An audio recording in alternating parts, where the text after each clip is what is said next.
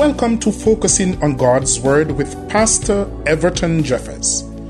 Focusing on God's Word illuminates the Word of God by explaining the Scriptures and conducting word studies using Scripture to support Scripture in the revelation of His Word. Matthew 11:15 said, "He that hath ears to hear, let him hear." As he ministered to us today, here now is Pastor Everton Jeffers.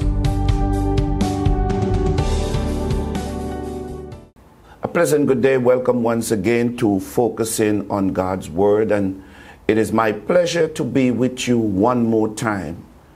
I hope that this message or this program has been a blessing to you, and that you will continue to invite others to watch it with you as I share with you the Word of God according to how He lays it on my heart. Today we're going to look at the subject that has been discussed, have been debated, have been argued, and really and truly, if you look at the subject, you would recognize that God in His Word has looked at it in different ways, and I hope from this morning's message that it will be a tremendous blessing to you, that it will bring clarity to those of you who had questions, and not only will it bring clarity, but you'll be settled on what it is all about. And today, I want to speak to you on what is a blessing. What is a blessing? And before I get into the meat of the study, I'm going to give you some definitions or some explanations that were given as to what is a blessing. Now, according to the Keyword Study Bible, the word translated blessing means to be fully satisfied. It means to be fully satisfied. It also refers to those receiving favor from God regardless of the circumstances. So let me give you again the Keyword Study Bible meaning of blessing. It means to be fully satisfied, and it refers to those receiving God's favor regardless of the circumstances, regardless of what is happening, regardless of what they have done. God still blesses them. But let us dig a little deeper and find out, what is a blessing? What then is a blessing? Now, Scripture shows that blessing is anything that God gives that makes us fully satisfied in Him. It is anything that draws us closer to Jesus. It is anything that helps us give up the temporal in order for us to receive or hold on to that which is eternal. So it is that which helps us not to focus too much on that which is temporary, but to focus on that which is eternal. What is God's greatest blessing? God's greatest blessing always rests in God Himself. And eternal life is the greatest blessing there is. There is no greater blessing for any human being than for him or her to receive eternal life. But I want to actually today put blessings in a nutshell. And I'm going to show you why I'm able to put it in a nutshell based on Scripture. And this is what I put it down to be at the end of all the research, putting all the definitions together, the examples together. This is what a blessing really boils down to. A blessing is the projection of good into the life of another. A blessing is the projection of good into the life of another. And I'm going to show you through Scriptures why I'm able to say this and to stand upon it based upon Scripture. In the Western Hemisphere, we consider a blessing to be a trivial thing. But in the Bible, a blessing is a very powerful thing. We don't understand what it is to be blessed or to bless someone. And so what we're going to do today is to look at what it is. What is really a blessing? What is a true blessing? Now in Scripture, when God blesses you, what he does is that he pronounces it over a person, animal or thing, and when he pronounces it, that is what they become. God's blessing, still explaining blessing, God's blessing gives the person the ability to do what the person could not have done before as a result of God saying it over them. I want to repeat that again for those who would not and did not get it. In Scripture, when God bless you, what he does is that he pronounces something over you as a person, over an animal, or over a thing. And whatever he pronounced over that person, that's what that person becomes. God's blessings give the person the ability to do what God said over him. And I will show you that this is no makeup, but an actual fact of what God did in the very beginning. Now, I'm one of those persons who believe that if you want to know the purpose of something, don't go to the end, don't go to the middle, always go to the source. When this thing started, where did it started? What was the general meaning or purpose of it at the time of its inception? Who introduced this stuff? And what was behind of it when it was introduced? And let's look at where blessing first came on stream. In Genesis chapter 1 and verse 21, God created the great sea creatures and every living thing that moves, with which the water abound, according to their kind, and every winged bird according to its kind. And God saw that it was good. So when God produced the birds and the sea creatures and what have you not, at the end, God says it was good. But it is in verse 22, I want you to pay attention to what God did, having made them or formed them or spoke them into being. Listen to what he says in verse 22.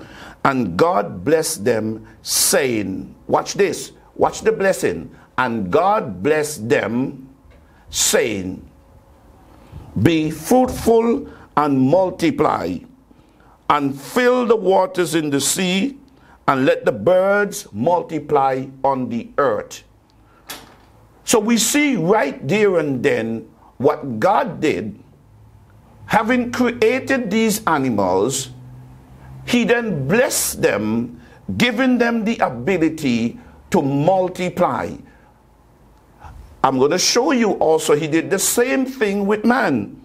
For in Genesis chapter 1 and verse 27, this is what he says. So God created man in his own image. In the image of God, he created him, male and female, he created them. And then in verse 28, watch the similarity. Then God blessed them, and God said to them, be fruitful and multiply, fill the earth and subdue it, and have dominion over it. So when God blessed the animals, what he did was give them the ability so that they can multiply.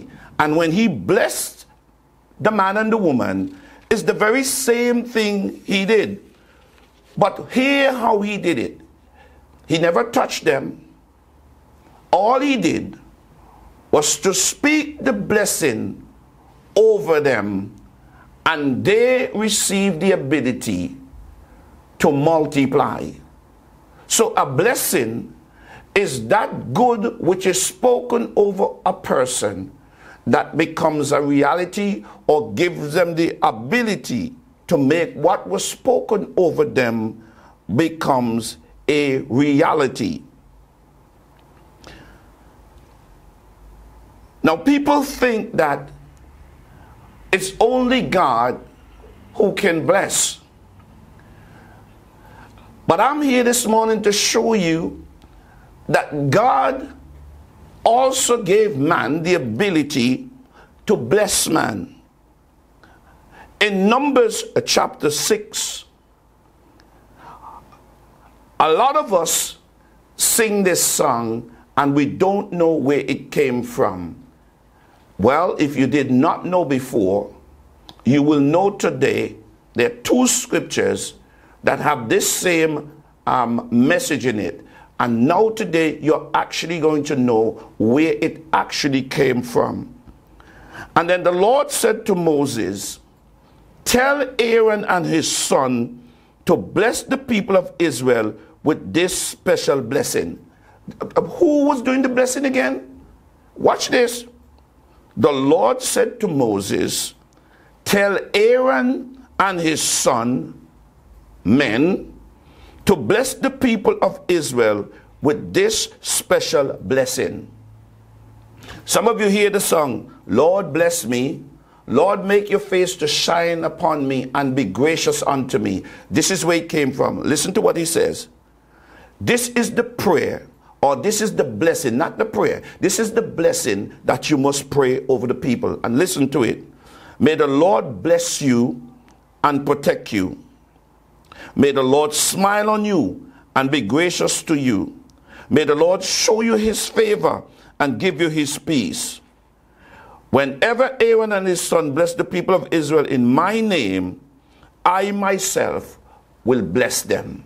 So you see here, God can call you as a man of God to bless his people. What he does, as we continue to study this morning, is that he will tell you what to do. And as a servant of God, when you pronounce that blessing, God will make that comes true in those people's life. And so we need to understand this. So when you hear that song, Lord bless you and keep you and make his face to shine upon you and be gracious unto you, this is where it came from. God told Aaron and his son, this is the prayer I want you to pray over the nation of Israel. I want you to notice actually what happens here. God is the one who decides how the blessing must be done. And who does the blessing? How the blessing must be done, how it must be said. And then in the latter part, God says, then I will bless them myself. So we are seeing here that man can also bless man, and man can also bless God, as we're going to see as we continue the study this morning. Something I noticed about God's blessing, and back in the Old Testament, even when a father bless his son, a blessing is irreversible. You cannot, having pronounced the blessing over the person, then shift it. And I will show you in some instances where it is. In Genesis chapter 27 and verse 8, we're looking here at Esau and Jacob. Therefore, when Jacob has tricked his father into thinking that he was Esau, he smelled him, thought that it was Esau, and this is what he did. He began pronouncing the blessing over Jacob. And this is what he says. Verse 8. Therefore, may God give you of the dew of heaven, of the fatness of the earth, and plenty of grain and wine. Let people serve you, and nation bow down to you. Be master over your brethren, and let your mother's sons bow down to you. Cursed be everyone who curses you, and blessed be those who bless you. Now, once his father would have pronounced that blessing on Jacob, even though Jacob had tricked him, that could not be reversed. And so when Esau came to his father Isaac and said, listen, it was not me, it was my brother Jacob. Then he turned to his father and he says, so is there no blessing remaining? None for me? Then Isaac answered and said to Esau, indeed, I have made him your master, and all of his brethren I have given him as servant. With grain and wine I have sustained him. What shall I do now for you, my son? Now, even though Isaac recognized that he blessed the wrong son in the sense, he could not reverse the blessing that he had given to Jacob. And so he's asking his son, what can I do for you now? I've already pronounced the blessing over him. Now that is a sad state of affair, but of course you have to look at it from what actually happened when that blessing was pronounced. You see, we in the Western Hemisphere believe that to bless somebody is a joke. It's like saying things over them. But I want you to notice in Scripture, even to naming persons, when God name you, God immediately bless you. If you look at all the persons whom God has named or told that this is what their name's supposed to be, once God pronounced that over that person's name becomes who they are. For instance, Abraham, Sarah, Jacob, Paul, all of these people, Gideon, once he pronounced something over them, he says, he called Gideon mighty man of valor. Gideon was a coward, of course, we know.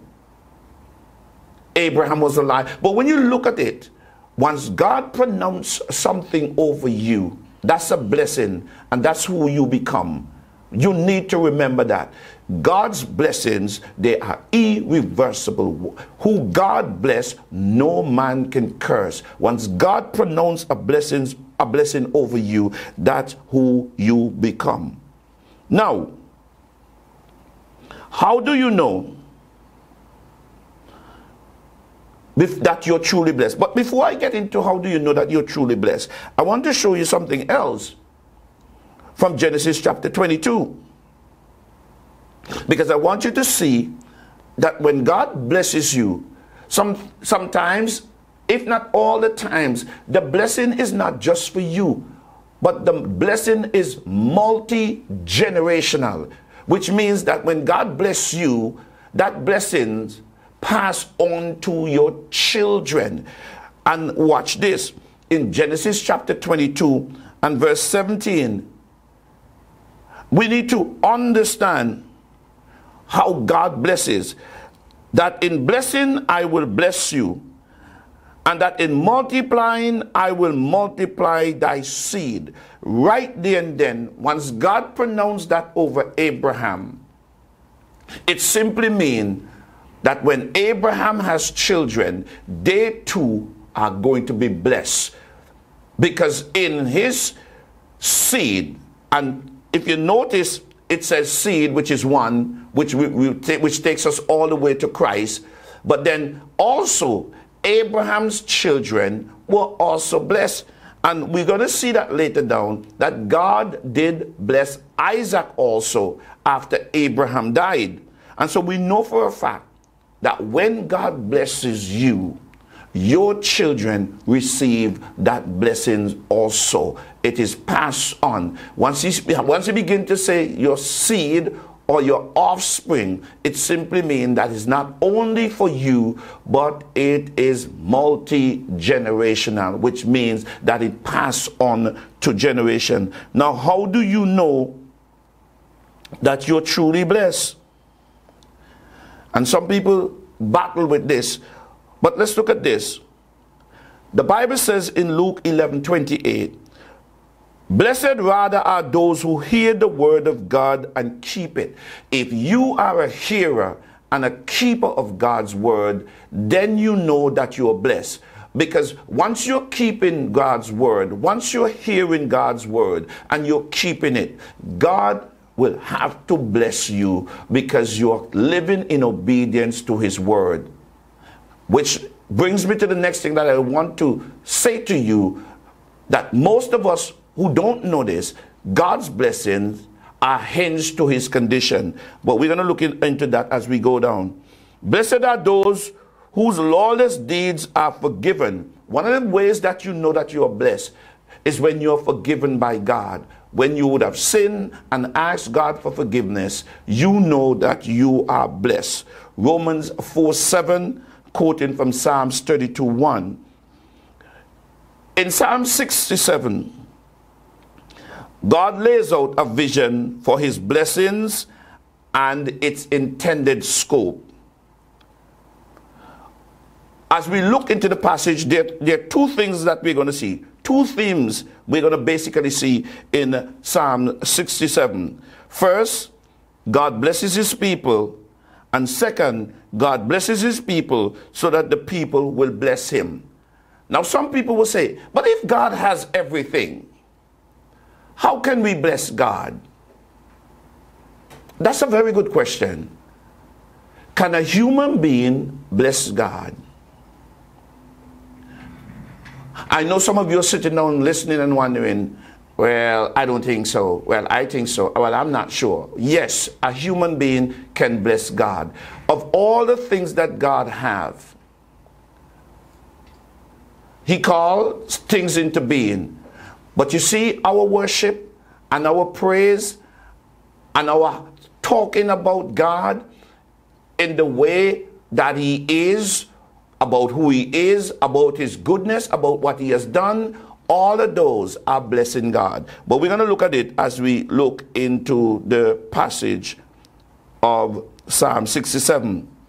In verse 1, which is similar to Numbers chapter 6, it says, God be gracious and kind-hearted to us and bless us, and make his face shine with favor on us. God blesses his people so that the people might bless him. When God blesses us and we see God's goodness towards us, we in turn turn and speak well of God, speak of God's goodness, speak of his glory, speak of his might, speak of his power. That is called praise. That is also a blessing, and that is how we bless God. For those of you who don't know, so when God bless you, don't forget to bless him back. When God prosper you, don't forget to bless him, because he gives us so that we in return can bless him. When God blesses people, his people will then bless him. Verse 2 says, that your way may be known on earth, your salvation and deliverance among all nations. Now let's look at this. We as believers are to bless God so that his ways, salvation, and deliverance may be known to all the nation. When we tell people about God's goodness, what we are doing in the process is blessing God and letting people know how good our God is. That's a blessing. That's blessing God. We also need to understand God wants the nation to go beyond knowing about him and to know him personally. And that's our role. We bless God when we tell people how good God is. When we allow God to work through our lives and tell people that all that we have, all that we possess, all you see that we own, it's from God. We are blessing God in the process.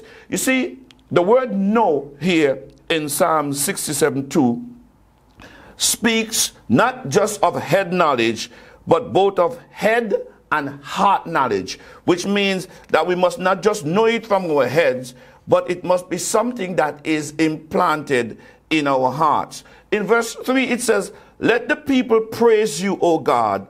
Let all the people praise you. The result of God's blessing is praise to God. When God bless us, we should praise him. We should talk about him. We should tell others of his goodness. It says, let the nation be glad and sing for joy. For you judge the people fairly, and you guide the nation on earth. When God blesses us, we receive gladness and joy.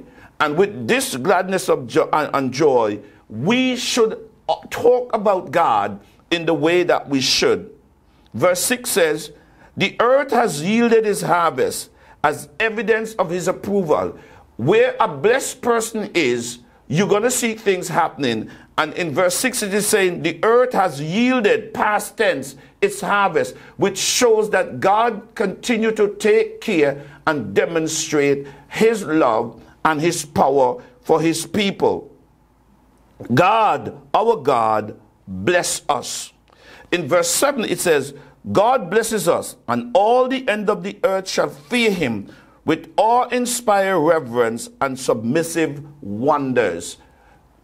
Which means when God begins to bless his people, the rest of the world will look on and recognize, hey, watch this. Dear God is a powerful God, much different than our God. And they will begin to look to God as we as God's people begin to bless him. Now, I come to the part that I think that most of us might not like to hear, but I'm going to say it anyway. Why is it that God blesses a person? Why does God bless his children? God blesses us so we can be a blessing or a means of blessing for the people of the world to bless him. We have to understand that. This is what verse 1 to 7 is all about in Psalm 67. God blessing us so we can use our blessing as a means for the people of the world to bless God in the process or to come to him. Why God bless us? In Genesis 12 and verse 2, God promised Abraham, I will bless you. I want you to pay attention to this, because what a lot of people do, when God blesses them, they hold on to God's blessing or God's prosperity. Because usually what happens when God blesses us, what he does, he speaks over us what he wants us to become and what he wants us to possess. Once we possess these things, once he made these things available to us, what some of us do is that we open storerooms, we pack them up, we go to the bank, we pile up our accounts, but we fail to understand is this: God bless us so we can bless others. Look at what he says to Abraham in Genesis chapter 12 and verse 2. God promises Abraham, I will bless you and make your name great. Notice, I'm going to bless you and make your name great. This is for you, Abraham. I'm going to bless you and make your name great. Then God gives the reason, so that you will be a blessing, not only to God, but also to mankind. So when God blesses us, it's for us to be a blessing to others and also a blessing to him. So those of you who gets in the idea and like the idea of being blessed, and then when you get blessed, you hold on to everything that God bless you with. You have people around you in need. You have people in your church in need. You have people that you come in contact with every day in need, and God has blessed you in abundance. You're driving probably 2 or 3 cars. You live in a mansion. You have thousands on the bank, and you have people around you who are suffering, who are in need. God is saying, when I bless you, when I spoke over you, for you to become prosperous, it was not for you to keep all for yourself, but what I bless you with, it was for you to go and bless others. And not only that, when I bless you, don't forget the blesser, because many times what I discovered about us as Christians, what we do when God bless us, we focus on the blessing and tends to forget the blesser. You cannot forget the person who bless you when you're looking at the tangible blessing in your hands. And every time you look and see how God has blessed you, God has placed people in your life to see his blessing and for you to share his blessings with them. And so we have to be very careful how we handle God's blessing. Make sure that we are handling God's blessings aright. When God blesses us, always remember to go back and give God thanks. When God blesses us, we must remember to go and bless others. Now, I want us to focus on some other things today on this study of blessing. God blesses us even though we don't deserve it. God does not bless us because we deserve the blessing, God bless us even though we don't deserve it. The Bible tells us this: out of the fullness of his grace, which is his unmerited favor. Grace is God's unmerited favor. So let's read this in a different way. Out of the fullness of his unmerited favor, he has blessed us all, giving us one blessing after another. John chapter 1 and verse 16. So we need to understand that it's not because we are cute, not because we are handsome, not because we came from a particular type of family. No, that is not how God blesses us. God blesses us even sometimes when we don't deserve it. Thanks be to God. You can imagine that someone is blessing you and you really don't deserve it. But God's grace, according to John chapter 1 and verse 16, it says, out of the fullness of his unmerited favor, he has blessed us all. And listen to how we do it. Giving us one blessing after another. So most times, when God blesses us, he doesn't just bless us one time, but he continues to bless every time. Now, some of us don't see this as blessing, but let me say this to you today. One of the things that I want you to do is every morning you get up and you open your eyes and you can see, you should give God thanks. You should bless God, because that's a tremendous blessing. Some people went to bed and they can't move again from where they are. When you can get up and go to your bathroom and pass your stool, your urine, that's a blessing from God. You need to remember that. When you can walk, talk, see, eat, and also you can determine whether you're going to have mackerel, saltfish, bacon, egg, chop up, papa, spinach. Once you can do that, you have been blessed by God, and you need to give God thanks for it. You need to bless God for that. Watch this. When you get up and you're not with COVID, you're COVID free, you should bless God, because that's a blessing with all that is happening around the world, and you're one of those persons that it have not touched. You should bless God, because it is God's blessing that have you covered. If you're home and you're walking around and you're not in the hospital, you should give God thanks, because it is God's blessings that you are experiencing. So please, some people say, well, but I don't have a car, and I don't have a house, and I don't have this. Let me tell you something. If you have life, you should still praise God, because it's God's life that you're living. God bless you with a life.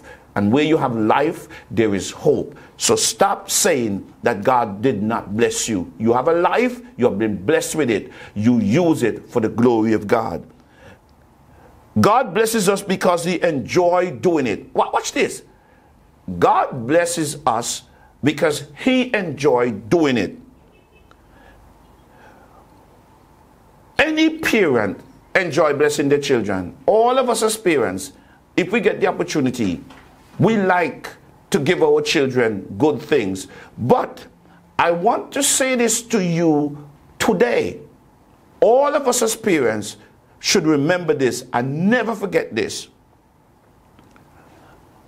We can bless our children with money. We can bless them with many things.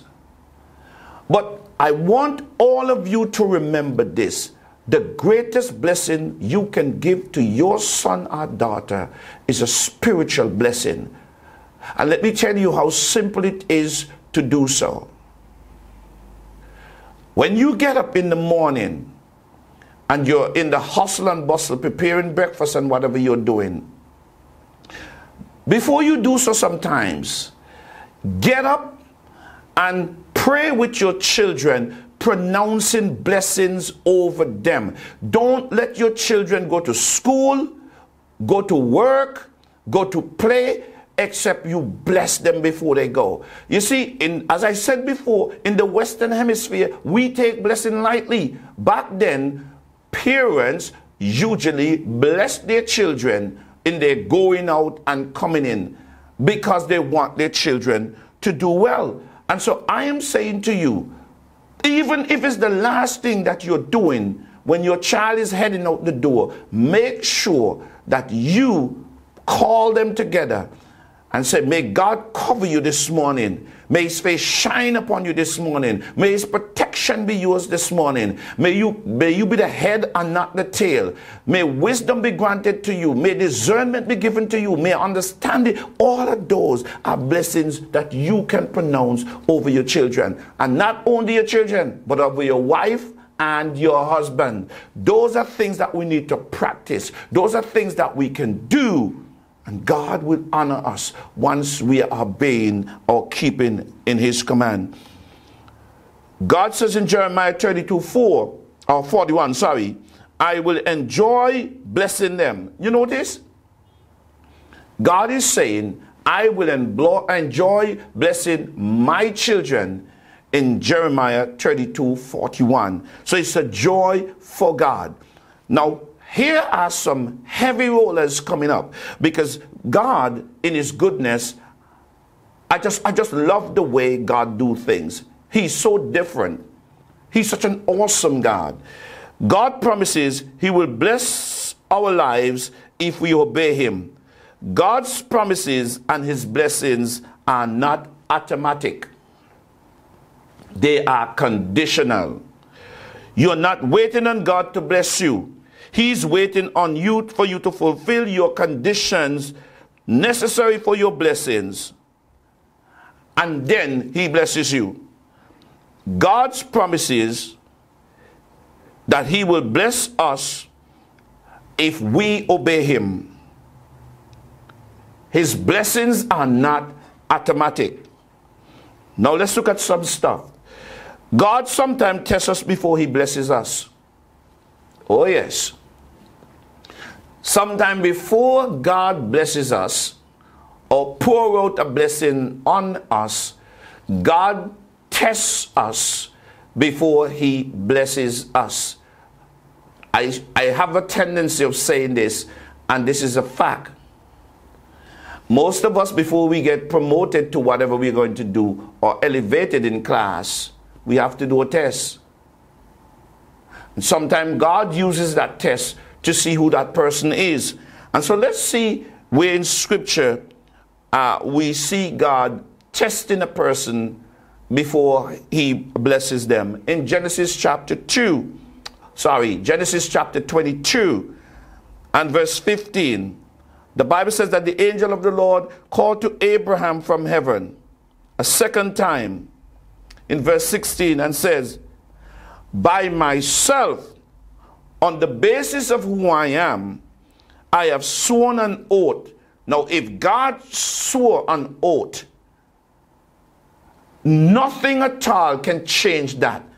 And God himself cannot change it because he swore an oath. That makes it irreversible.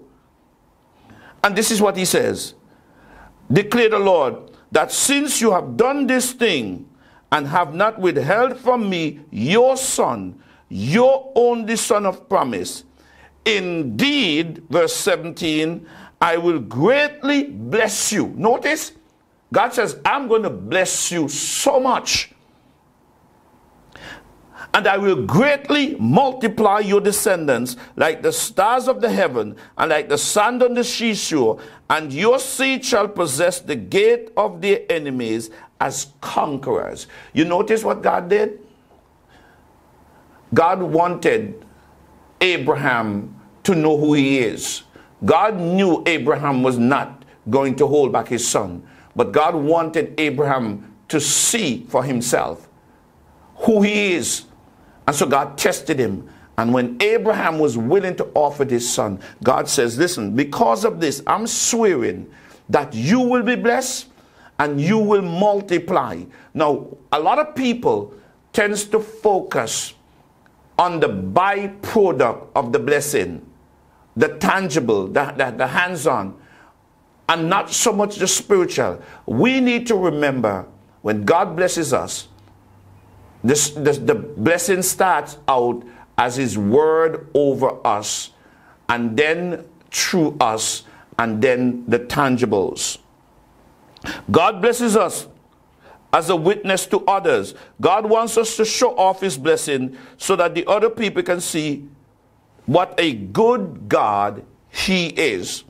It is important for us to note these things, that God blesses us so that others can see that we serve a good God, a great God. God blesses us for us to bless others. Now, I'm going to try and close out today with this. God blesses us so we can bless others. Pastor, how can you prove that God blesses us so we can bless others? Genesis 39 verse 5. And it says, it happened that from that time he made Joseph overseer in his house and put him in charge over all that he owned. That's Potiphar, when Joseph was sold into slavery. Joseph overseer in his house and put him in charge of all that he owned. And that the Lord blessed the Egyptian house because of Joseph, so that the Lord's blessing was on everything that Potiphar owned in the house and in the field. I want you to notice this. It's something that I want you to notice. When God blessings are upon our lives, people will notice it. Not only the unsaved, but the saved. You notice, when Joseph was placed in Potiphar's house, the Bible says that the Lord blessed the Egyptian house. Notice, pagan people. But because Joseph was in the pagan home of Potiphar, God blesses everything in his house, and not only in his house, but also in his field. This is powerful. God's blessing can be multi-generational, and I said this before. God does this over and over throughout the Bible. For example, in Genesis 25:11, after Abraham's death, God blessed his son Isaac. The blessing was already in Abraham, and now God once again pronounced it over Isaac. Now, when God's blessing is with you, it cannot hide. Watch this. And I just said it in Genesis chapter 39 and 5. But let's look at verse 2 as I close today. Genesis 39:2. The Lord was with Joseph, and even though a slave, became a success and a prosperous man. And he was in the house of his master, the Egyptian. Now watch verse 3. Now his master saw that the Lord was with him and that the Lord caused all that he did to prosper or to succeed in his hand. I want you to know this morning that if you're blessed, wherever you're working, wherever God plants you, people are going to see God's blessing upon your life. If you're a child of God, when you receive the blessing, make sure that the people around you receive from you. Whatever blessing God has given to you, make sure the people around you receive from you. Hey, even if it's to offer salvation, make sure that you offer it to them. If it's to offer them some of your lunch, offer it to them. If it's to offer a word of praise or you giving God glory in their presence, do so, because guess what? God blesses us so we can bless others. I want to say this morning to you, Father, I want to thank you for your goodness. I want to thank you for your grace.